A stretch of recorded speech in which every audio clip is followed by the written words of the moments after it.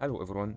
If you look into the in-game notice, you will see that there's a new banner, a new rate-up banner for Luke or Arrive. And about Luke, I have been using him for a while, so I want to share some stuff with you about him. I mainly use Luke in this team since he can deploy a lot of summons, and with the right setup, these summons can deal a lot of damage. Using his skill summons a cannon which deals damage to enemies and also deploys a barrier which can shield your units or Luke himself from projectiles, which can be very handy against some enemies.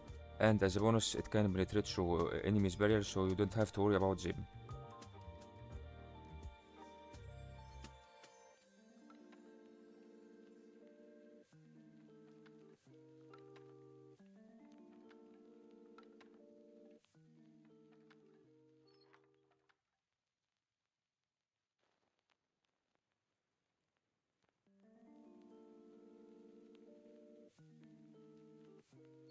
As for his passive, it makes him able to deploy even more summons when he basic attacks. There are two types of summons. The first one acts like a mine, it taunts enemies, and if it gets destroyed, it will do damage to the enemies around it, just like a mine.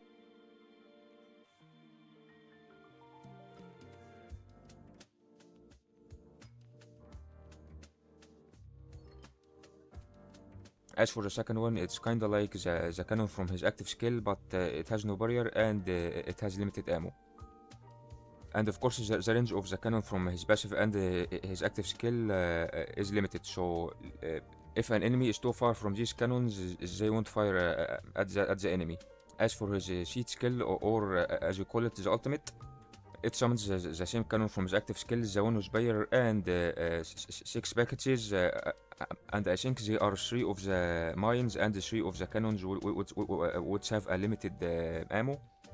It also gives a nice attack bonus to all team members, not just the physical or summoners, and it also can destroy projectiles in the air, which is very nice. As for his combat trait, it's kinda like the same thing with his passive skill.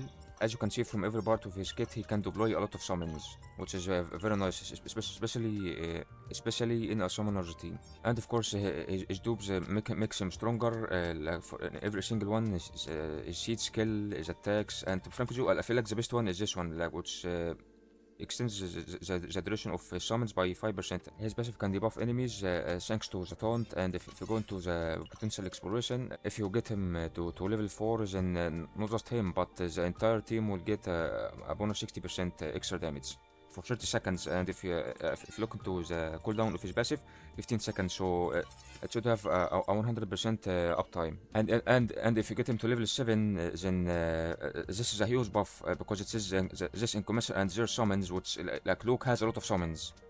Have a 35% chance to reduce the enemy's physical resistance by 100%, which is huge.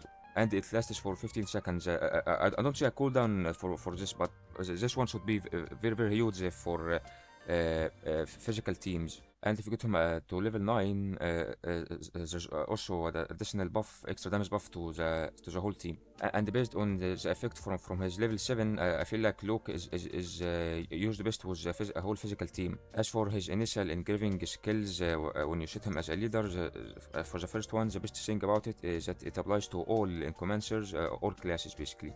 I wish it was extra damage to all enemies, not just airborne units. If it was like that, it would have been very nice against bosses. As for the second engraving skill, in my opinion, it is very better than the first one, not only because Luke can trigger these effects easily, but for other units of the same class which can trigger, which have summon or barrier skills like Su Sao, which you get for free, or Xin which currently has a Rita banner. They can also trigger these effects and buff the whole team. And they are also physical, so when you get them to level 7, they will benefit from this effect as well. If you want to use him as a leader, then you would want to use engravings which benefit him and the entire team.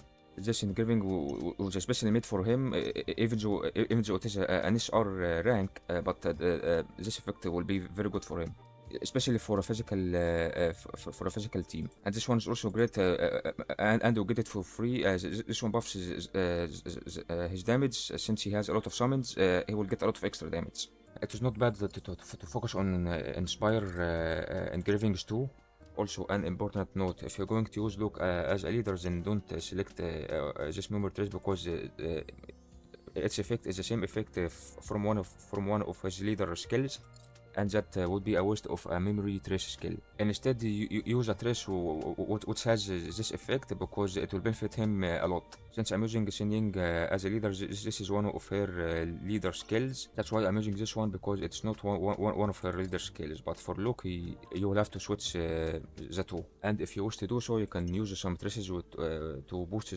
survivability of the team.